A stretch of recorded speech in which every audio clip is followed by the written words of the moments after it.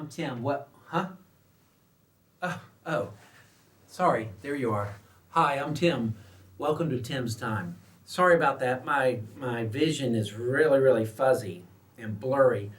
I just came back from my annual eye exam, and they put those drops in the eyes and mess with your pupils, and they not only sting your pupils up, but they blur your pupils up, and your eyesight's not quite what it needs to be, and you're real sensitive to the light, and you just don't see as clearly as you ought to.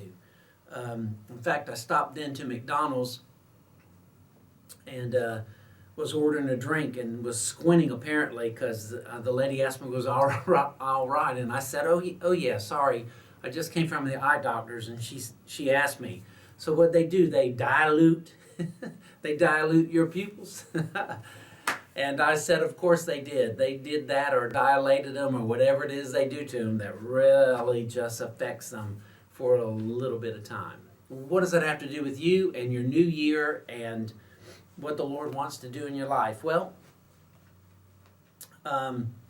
2020, of course, as I've told our church family on Sunday mornings, just lends itself to vision.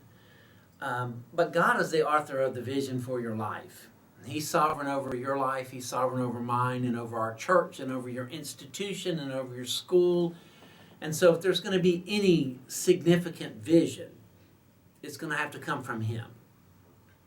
And if it's going to come from Him, then you're going to have to seek Him. You're going to have to pursue it. You're going to have to ask Him. But you're going to have to do this one thing that I want to mention to you today very briefly.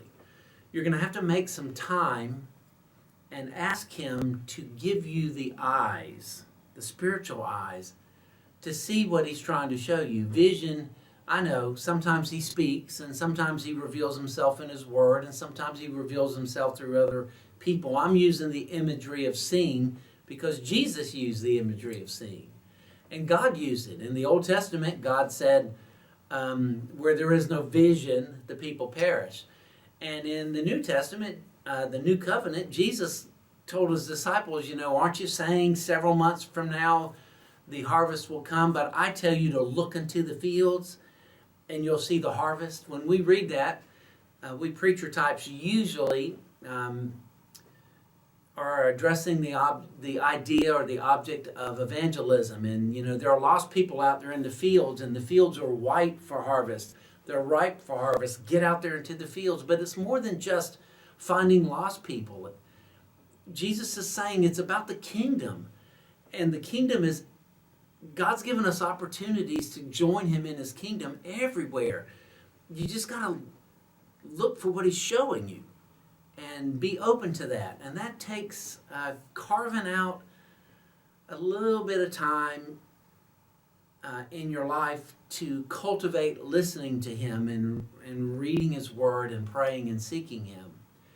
And it takes a sensitivity to what He shows you and says to you during the day. Now, here's what you need to know.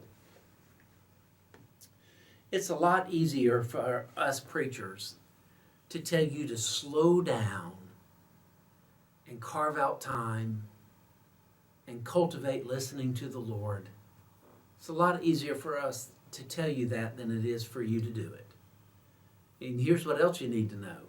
It is a lot easier for us preacher types to say it than it is to do it.